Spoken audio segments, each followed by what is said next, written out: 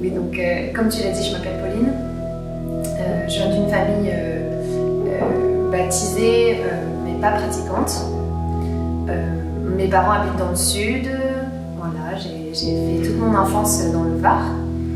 Et vers l'âge de 14 ans, j'ai vraiment rencontré Jésus.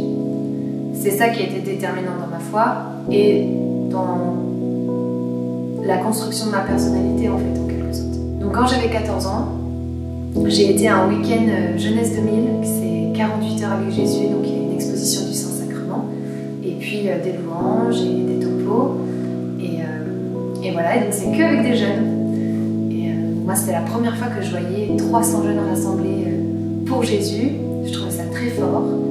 Et pendant la louange, j'ai eu une conviction que Dieu m'aimait, un amour, un feu intérieur qui m'a envahi et qui m'a pas quitté de tout le week-end. J'étais un peu comme un feu follet. Voilà, donc ça a vraiment radicalement changé ma vie. J'ai eu l'impression de passer de 2 dimensions à 3 dimensions. Et à partir de ce moment-là, je me suis mise à prier, à essayer de vivre l'évangile en fait au quotidien.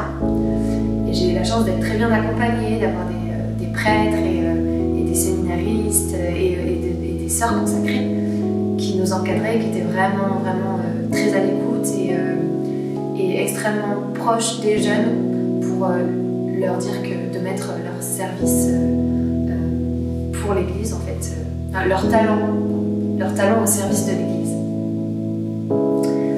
Donc ça, c'était quand j'avais 14 ans.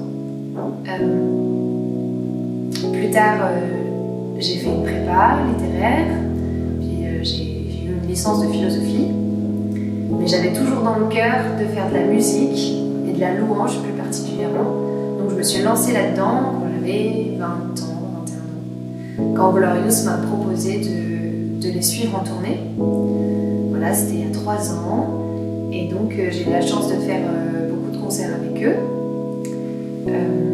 Et puis depuis septembre de cette année, je suis aussi dans le groupe de Be Witness, et donc c'est beaucoup d'opportunités, beaucoup de joie de voir toutes ces petites églises en France, d'ailleurs petites ou grandes, et de pouvoir propager la louange. En parallèle du coup de cette louange que je fais avec le monde chrétien, je me forme en musique, je continue de me former. Moi, j'ai fait du piano classique à partir de 6-7 ans au conservatoire. J'ai un petit peu arrêté pendant ma prépa et puis j'ai repris en jazz. Donc là, aujourd'hui, je suis dans un conservatoire et j'apprends le jazz, l'improvisation, les accords un peu particuliers et tout. Voilà. Donc j'habite à Lyon depuis 4 ans. Donc comme je vous disais juste avant, à 14 ans j'ai rencontré Jésus et très vite m'a été offert l'opportunité de donner mes services à l'église par la musique, par le chant. Quelques mois après ma conversion, on m'a proposé de prendre un micro et de faire partie de tout un groupe qui animait les soirées louanges de ma paroisse du Sud. Donc j'ai appris sur le terrain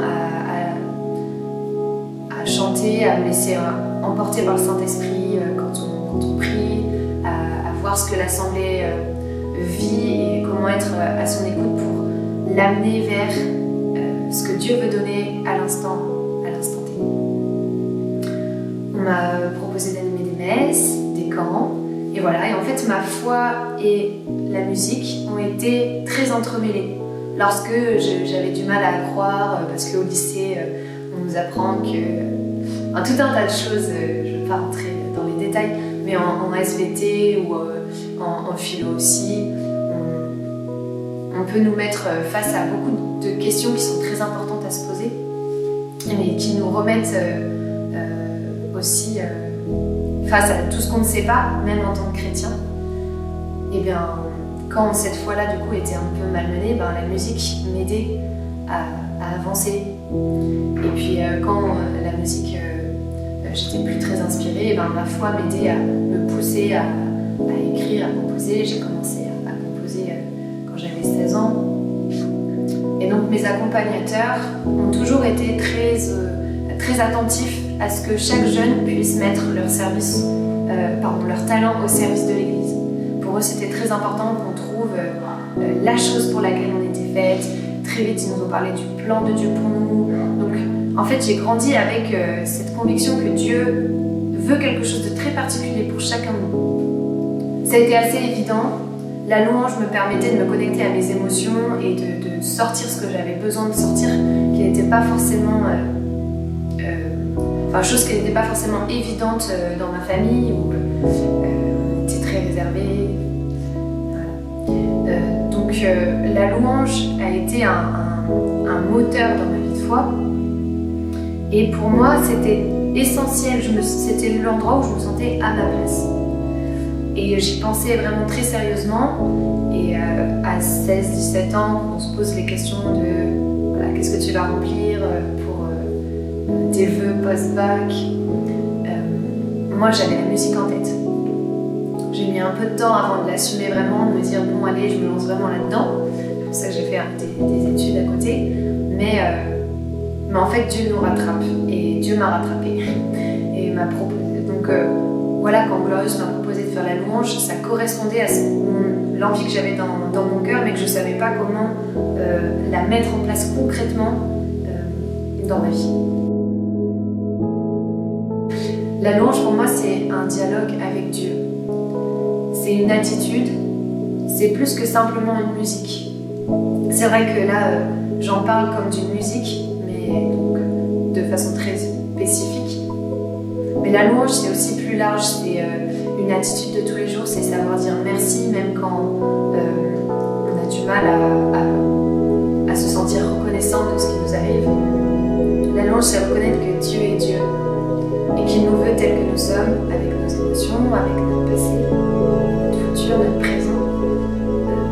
La louange, c'est savoir être reconnaissant et en fait, c'est presque une autodiscipline de savoir être reconnaissant parce qu'on a très souvent envie de nous plaindre à la première, de voir ce qui ne va pas, de s'auto-flageller quelque part.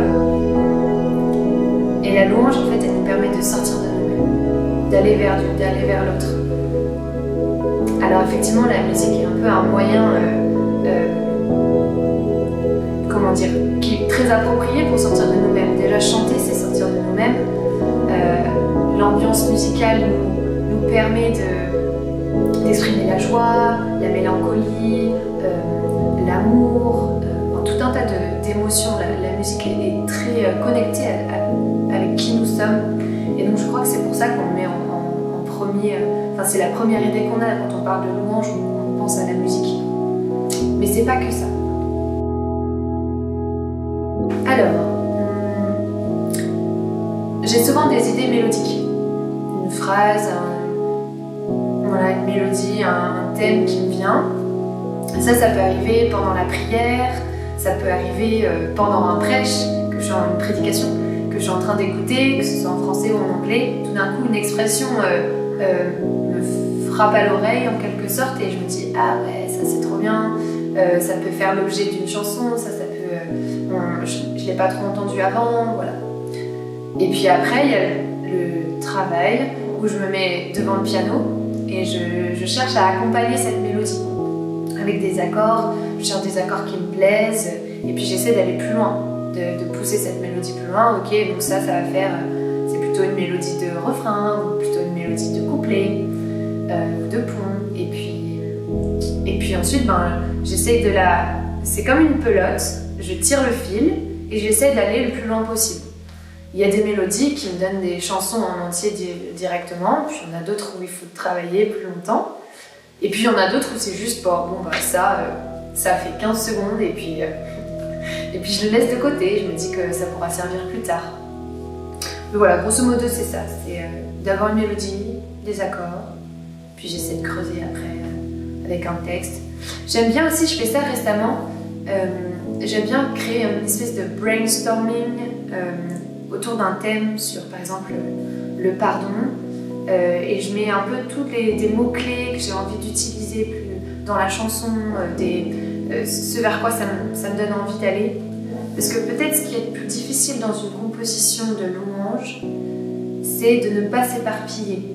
On a envie de dire que Dieu est grand, beau, magnifique, qu'il nous aime, on a envie de parler de la croix, du péché. Et finalement, c'est énormément de thèmes dans une seule chanson. Et ça, au lieu d'enrichir, ça appauvrit.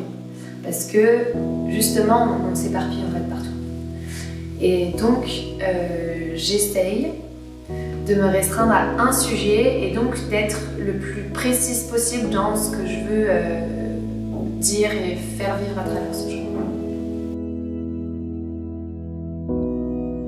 De croire en leurs rêves. J'ai lu un livre de Bill Johnson qui s'appelle « Rêver avec Dieu ». Rêver avec Dieu, c'est un livre qui te parle de ton rêve et qui te dit « ton rêve, il est unique. Si c'est toi qui l'as, il n'y a que toi qui peux le réaliser.